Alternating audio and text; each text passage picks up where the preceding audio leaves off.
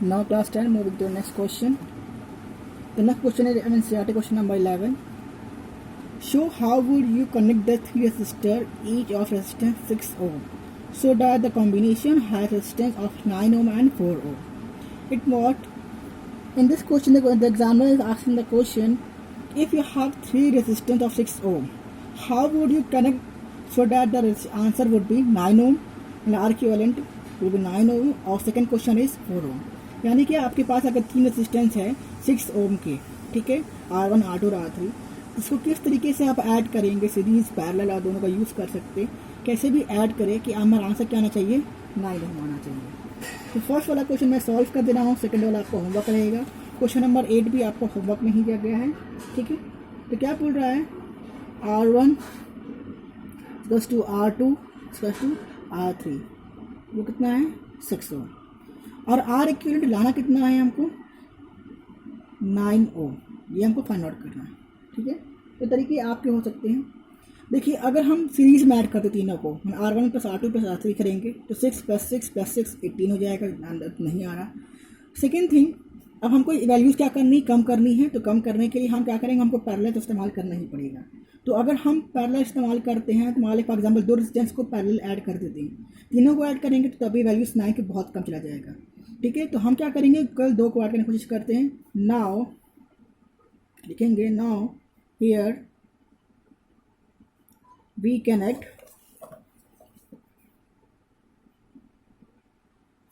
R1 and R2 in parallel.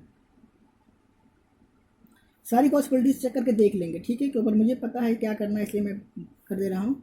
तो करेंगे तो क्या हो जाएगा, R डैश इकट्ठा क्या जाएगा 1/R1 प्लस 1/R2. इसको ऐड करेंगे यानी 1/6 प्लस 1/6 एलसीएम ले लेंगे तो कितना हो जाएगा 6. 1 plus 1 equals to 2/6 equals to 1/3. ये किसकी वैल्यू आ गई 1/R डैश की. तो यानी 1/R डैश की वैल्यू क्या हो गई 1/3. तो R डैश की वैल्यू क्या हो जाएगी 3 ओम, और लाना कितना है हम लोगों को 9 ओम. तो now R dash and R3 are connected in series में ऐड कर देंगे, यानी कि R डैश प्लस R3 इस पर हो जाएगा R इक्विवेलेंट. तो R डैश में 3 प्लस 6, तो R इक्विवेलेंट कितना हो जाएगा R इक्विवेलेंट प्लस टू 9 ओम. क्लियर है. तो यानी कि दो को पैरेलल में फिर सीरीज में ऐड कर देंगे, 9 ओम आ जाएगा. अब क्वेश्चन नेक्स्ट कौन सा है कि 4 ओम में कैसे आएगा, ये क्वेश्चन आपको होमवर्क है. क्वेश्चन नंबर 8 भी आपको होमवर्क है, इसको आप खुद कर लीजिएगा. Now moving to next topic which is domestic electric circuit. Domestic electric circuit यानी हमारे घरों पे जो सर्किट इस्तेमाल करते हैं, वो कौन सी सर्किट होती है. तो हम लोग पढ़ चुके हैं क्या कि हमारे पास दो सर्किट होती है, पहला सीरीज और सेकंड क्या है parallel. Series combination and parallel combination. अब हम देखते हैं सीरीज में क्या कर सकते हैं, पैरेलल में क्या कर सकते हैं, कौन सा यूज़ करते हैं. तो सीरीज में देखिए क्या चीज़ होती है, जब any one resistance are connected to continuously other resistance, यानी एक रेजिस्टेंस से दूसरा रेजिस्टेंस जुड़ा हुआ है, फिर सेकंड से थर्ड. जैसे कि हम लोग जब दिवाली में लाइट लगाते हैं, देखते हैं तो हमारे पास जो बाहर लाइटिंग लगाते हैं उसमें एक ही स्विच होता है, ठीक है, एक ही स्विच होता है. लाइन से बहुत सारे बल्ब्स होते हैं. हमने एक बार स्विच लगाया, कनेक्शन किया, स्विच ऑन किया और सारी लाइट एक साथ जल गई. ऐसा तो होता नहीं कि हम सारी स्विचेस का हाँ कि सारे बल्ब वाले स्विच ऑन करते हैं तो सारी लाइट एक साथ जल गई, यानी एक रेजिस्टेंस से दूसरा रेजिस्टेंस लगातार जुड़ा हुआ है, तो वो किस में कनेक्शन हो जाएगा, सीरीज में हो जाता है, ठीक है. तो वो सीरीज में क्योंकि एक के बाद एक लगातार वो जुड़ा हुआ है. और पैरेलल में क्या हो जाता है, वो अलग अलग हो जाता है. तो मैंने एक डायग्राम ड्रॉ किया हुआ है और फटाफट इसको पढ़ेंगे और आप समझते जाएंगे कि कैसे होता है. तो ये कौन सा कनेक्शन है, सीरीज कनेक्शन है, और ये क्या है पैरेलल कॉम्बिनेशन. मैं इसको इसलिए पढ़ा रहा कि डायग्राम बना दोगे, बहुत ही सिंपल है, ठीक है. वो बोर्ड एग्जाम में डायरेक्ट क्वेश्चन आता है कि एडवांटेजेस ऑफ पैरेलल कॉम्बिनेशन और सीरीज कॉम्बिनेशन. तो यहाँ डायरेक्ट देखेंगे और समझ में आ जाएगा, ठीक है. तो ये हमारा सीरीज कॉम्बिनेशन है, यानी क्या यहाँ पे एक बैटरी लगी हुई है, यहाँ पे एक स्विच है, लगातार लाइन से रेजिस्टेंस जुड़ा हुआ है, वो रेजिस्टेंस क्या हो सकता है आपका फैन, बल्ब या आपकी जो लाइटिंग होती है उसकी लाइटिंग सारी हो सकती है। और ये हमारा क्या है, सेम चीज़ यहाँ पे भी है, पहले कॉम्बिनेशन है, एक रेजिस्टेंस का की है, रेजिस्टेंस का की है। सेकेंड पॉइंट क्या दिमाग में रखना है, सुनते हैं इसे दिमाग में रखना है, केवल सारे हैं। सीरीज में क्या सेम होता है, करंट सेम होता है, और क्या अलग हो जाता है, पोटेंशियल डिफरेंस। हम लोग पढ़ चुके हैं करंट शुड बी सेम और पोटेंशियल डिफरेंस क्या जाएगा, डिफरेंट, ये पढ़ चुके हैं। और पैरेलल में क्या सेम हो जाता है, potential difference same and current different. इन दो पॉइंट को याद रखेंगे। तो अब देखिए पोटेंशियल डिफरेंस अलग अलग हो जाता है। तो पोटेंशियल डिफरेंस ही जब अलग हो जाएगा, फॉर एग्जाम्पल पोटेंशियल डिफरेंस क्या होता है, किसी भी चार्ज जिसको मूव करने के लिए पावर रिक्वायरमेंट पड़ती है, तो पोटेंशियल डिफरेंस ही अलग अलग हो जा रहा है। फॉर एग्जाम्पल यहाँ पर रेजिस्टेंस का बहुत हाई है, तो यहाँ पर वोल्टेज पे बहुत हाई हो गया, फिर यहाँ कम हो गया, इसके बाद और कम हो गया, और कम हो गया, और कम हो गया, और कम हो जाएगा। उससे क्या हो जाएगा कि मैक्सिमम करंट यहाँ कंज्यूम हो गया, फिर यहाँ उसको एनर्जी और कम मिल रही है, और कम मिल रही है। यानी जो हमारा जो पोटेंशियल डिफरेंस है वो लास्ट पॉजिटिव होते क्या हो जाएगा, कम हो जा रहा, ठीक है। बट यहाँ पे हम पैरेलल में क्या देख रहे हैं कि जो पोटेंशियल डिफरेंस यहाँ पे मैं सप्लाई कर रहा हूँ V वोल्ट, सॉरी यहाँ जो सप्लाई कर रहे हैं V वोल्ट, वही भी इसको यहाँ पे मिल रहा है, वही इसको यहाँ पे मिल रहा है। यानी इसको जब पूरा वोल्टेज मिलेगा तो ये अच्छे से ग्लो करेगा, जो फैन है अच्छे से रन कर रहा है, ठीक है। सेकेंड थिंग, तो अब हम इसको देखते जाते हैं, पढ़ते जाते हैं क्या क्या है। पहला है in series circuit if one electrical appliances stop working due to some defect then all the other appliances are stop working, ठीक है। इसमें क्या है कि अगर कोई भी एक डिवाइस इलेक्ट्रिकल अप्लायंस में कोई लाइन्स, कोई बल्ब है, कोई एक डिवाइस भी डिफेक्ट कर जाता है, कोई कहीं से फ्यूज़ हो जाता है, बल्ब फ्यूज़ हो गया, या कोई फैन है शॉर्ट कर गया, कोई एक डिवाइस भी कहीं से शॉर्ट कर जाता है, ठीक है। यहाँ से स्विच ऑन है, स्विच ऑन कहीं एक डिवाइस भी शॉर्ट हो गया, यानी सर्किट क्या होगा, कहीं से बीच से ब्रेक हो गया। सर्किट ब्रेक होगा तो करंट आगे पास नहीं करेगा, यानी कि सारे बल्ब जितने भी हैं सब क्या हो जाएंगे, फ्यूज जाएंगे। दिवाली की लाइट्स में वाली बहुत सारा एक साथ 50 लाइट लगी हुई है, और कोई भी एक बल्ब फ्यूज़ हो गया तो सारी लाइटिंग क्या हो जाएगी, एक साथ ऑफ हो गई। तब हमको मालूम ही नहीं पड़ सकता कि कौन सी बल्ब ऑफ फ्यूज़ हुई नहीं हुई है, तो हम एक एक बल्ब को चेक करेंगे कौन सी बल्ब ऑन है, ऑफ फ्यूज़ हुई नहीं हुई है, तो ये हमारे लिए क्या ड्रॉबैक हो जाएगा, तो सीरीज हम इस्तेमाल नहीं करेंगे। सिमिलरली इसका पैरेलल के बाद इसका एडवांटेजेस क्या हो जाता है, इसका एडवांटेज क्या होता है कि इसका कोई एक इफ, ठीक है, इसमें पढ़ लेते हैं। In parallel circuit if one electrical appliances stop working due to some defect then all other appliances keep working normally. माने क्या, इन पैरेलल सर्किट में कोई भी एक डिवाइस अगर स्टॉप वर्किंग कर जाता है, कोई एक डिवाइस वर्क नहीं कर रहा है, तो दूसरे डिवाइस पे कोई इफेक्ट नहीं पड़ता। इसको देख लेते हैं। यहाँ से स्विच ऑन कर दिया, ठीक है, स्विच ऑन कर दिया तो करंट मूव करेगा, करंट यहाँ से यहाँ मूव कर रहा, फिर यहाँ से यहाँ मूव कर रहा, फिर यहाँ से यहाँ मूव कर रहा, सेम करंट यहाँ, सेम करंट यहाँ, सेम करंट यहाँ, सेम करंट यहाँ, ठीक है। यहाँ से करंट आ रहा है, यहाँ से आ रहा है। जब इस स्विच को ऑन कर रहे हैं, ठीक है, क्योंकि यहाँ देखिए पैरेलल ऐसा ही होता है, हमने एक स्विच यहाँ लगा दी, स्विच यहाँ लगा दी, हमारी मर्जी है, हम यहाँ पे भी लगा दी, यहाँ पे भी लगा दी, हम यहाँ पे भी लगा सकते हैं, यहाँ पे लगा दी तो क्या बोल देंगे, मेन फ्यूज बोल देंगे। मेन स्विच निकाल दिया, सब ऑफ हो गया, मेन स्विच ऑन कर दिया तो सब ऑन हो गया। इस की को ऑन करेंगे तो ये बल्ब ग्लो करेगा, इस की को ऑन करेंगे तो ये बल्ब ऑफ करेगा। इस की को ऑफ कर देते हैं तो इसको कोई फर्क नहीं, करंट यहाँ से आएगा, यहाँ से यहाँ पे फ्लो करेगा, यहाँ से यहाँ मूव करेगा, यहाँ से निकल के यहाँ चला जाएगा। अगर इसको ऑफ कर देंगे तो करंट यहाँ से यहाँ मूव करेगा, यहाँ से यहाँ मूव करते हुए करंट यहाँ चला जाएगा, ठीक है। सेकंड पॉइंट देखते हैं। In series circuit all the electrical appliances have only one switch due to which they can not be turn off separately. वही चीज़ है कि पूरे इलेक्ट्रिकल अप्लायंसेस में केवल एक ही स्विच होता है कि हम चाहे तो इसको ऑन कर दे, इसको ऑफ कर दे, या इसको ऑन करके उसको ऑफ कर दे, ऐसा हम सीरीज में नहीं कर सकते, बट पैरेलल में ऐसा हम लोग कर सकते हैं। तो ये इसका क्या होगा, डिसएडवांटेज होगा, ये क्या हो जाएगा, एडवांटेज हो जाएगा। और पढ़ लेते हैं।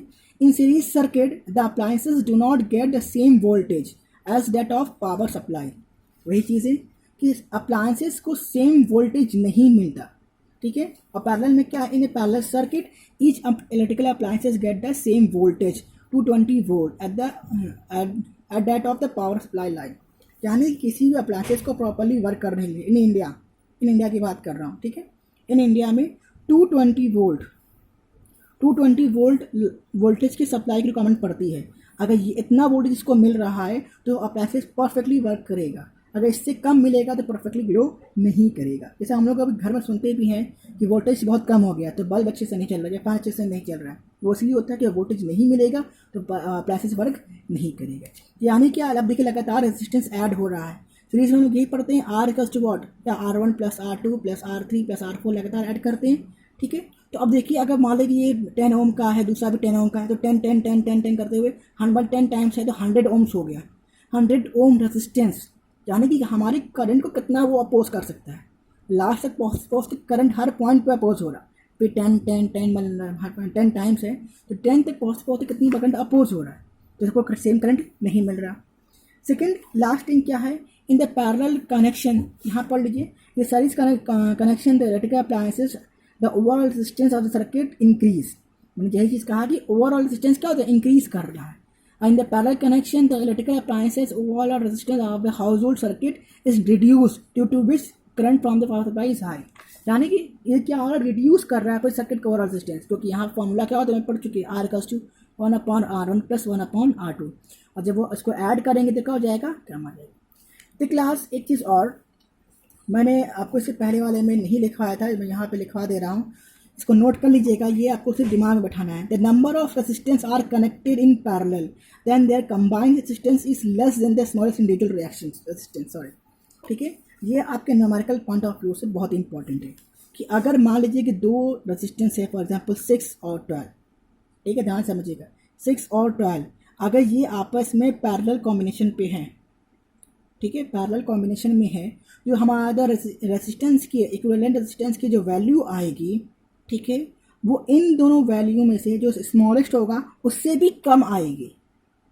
समझ में आ रहा है कि नहीं, ठीक है, 6 ओम है, 12 ओम है, ठीक है, इन दोनों को अगर पैरेलल में कंबाइन कर देते हैं तो जो हमारे जो आर इक्विवेलेंट आएगा, जो आर इक्विवेलेंट वैल्यू आएगी G7, वो इन दोनों के वैल्यू से भी कम आएगी। यानी आपके मान फॉर एग्जांपल MCQ में क्वेश्चन पूछ देता है, ठीक है, कि दो रेजिस्टेंस है 6 और 12, उसको पैरेलल ऐड किया गया, इसमें से क्या उसका आंसर हो सकता है 4 ओम, ठीक है, दूसरा मान लेते हैं 7 ओम, थर्ड मान लेते हैं 10 ओम, और लास्ट मान लेते हैं क्या 15 ओम। तो इस अगर दो रेजिस्टेंस 6 और 12 को पैरेलल कंबाइन कर रहे हैं तो हमारे कौन सी रेजिस्टेंस वैल्यू आएगी, 4 7 12 और 12। 7 क्या है, 6 से भी बड़ा है मगर 12 से भले छोटा है मगर 6 से बड़ा है। 10 भी वही सेम केस हो जाएगा, 6 से बड़ा है मगर 12 से भी छोटा है, और 15 12 से भी छोटा है। मगर 4 क्या है, 6 और 12 दोनों से छोटा है। यानी पैरेलल कॉम्बिनेशन में जहाँ नंबर ऑफ रेजिस्टेंस जुड़े हो 6 12 मतलब कि 6 हो 12 14 12 14 या 2 4 6 कुछ भी जुड़ा हुआ हो, ठीक है, 14 18, जो इन तीनों में वैल्यू सबसे कम होगी, फॉर एग्जाम्पल 4 भी जुड़ा हुआ, 4 6 12 14 18, 4 है तो द आर इक्विवेलेंट आएगा वो 4 से भी कम आना चाहिए। ये ट्रिक क्वेश्चन है, ठीक है, ट्रिक पॉइंट है, इसको याद रखिएगा। क्यों होता है, क्योंकि रेजिस्टेंस क्या हो रहा है, डिक्रीज कर रहा है, इसको पैरेलल में ऐड कर रहे हैं, तो इस पॉइंट को न्यूमेरिकल पॉइंट ऑफ व्यू से याद रखिएगा। तो now next topic is what, electric power, ठीक है, next topic is electric power. तो इलेक्ट्रिक पावर हम लोग क्लास 9th में पढ़ चुके, पावर से क्या, work done upon time, same चीज़ें यहाँ पे भी हैं, ठीक है। तो इस वो चीज़ उस पढ़ते हैं इसको। Electric power is the electrical work done per unit time. Power का मतलब ही क्या होता है, हम कहते हैं कि इतनी पावर है, पावर का मतलब भी क्या होता है कि वर्क डन इन टाइम, कितना वर्क कितने टाइम में कर रहा है। तो कोई लड़का फॉर एग्जांपल कि कोई छोटा सा काम है, ठीक है, छोटा सा काम है, उसको करने में अगर वो 1 घंटा लगा रहा है, और दूसरा कोई पर्सन है उसी को काम करने के लिए 2 घंटा लगा रहा है, तो हम ऑब्वियसली भी कहेंगे कि दूसरे पर्सन के पास ज़्यादा पावर है। तो पावर क्यों ज़्यादा उसके पास है, क्योंकि कोई क्या कर रहा है, जो वर्क कर रहा है वो कम टाइम में कर रहा है ना। तो वर्क हम टाइम से ही कंपेरिजन कर रहे हैं, किसके पास ज़्यादा पावर है। तो पावर का मतलब ही क्या होता है, वर्क डन अपॉन टाइम। तो वर्क डन अपॉन टाइम, तो इसकी यूनिट क्या हो जाती है, वॉट। हम क्लास में 9 पढ़ भी चुके हैं। डिफाइन करना हो 1 वॉट तो क्या हो जाएगा, द पावर ऑफ 1 वॉट, तो वर्क डन अपॉन टाइम होता है। The power of 1 what is a rate of working of 1 joule in 1 second. 1 joule in 1 second करेगा तो पावर का जाएगा 1 what. Second thing, one thing very more, किसी student ने question पूछा, राइज किया था कि सर क्वेश्चन नंबर 17 NCERT का, तो उसको रिलेटेड मैं बता दूं तो हम लोग ने क्या बोला है, वर्क डन अपॉन टाइम, और टाइम जब भी यूज होता है वो क्या लिखते हैं, रेट। यहाँ पे क्या हो जाएगा, इलेक्ट्रिक पावर क्या चीज़ है, is the rate at which electric energy is consumed.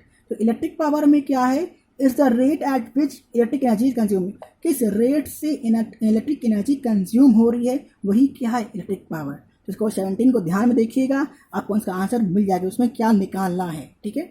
यहाँ तक पढ़ लेते हैं, नेक्स्ट क्लास में कुछ इसके फॉर्मूला ड्राइव करेंगे और साथ में न्यूमेरिकल्स भी क्लास करेंगे। Thank you class.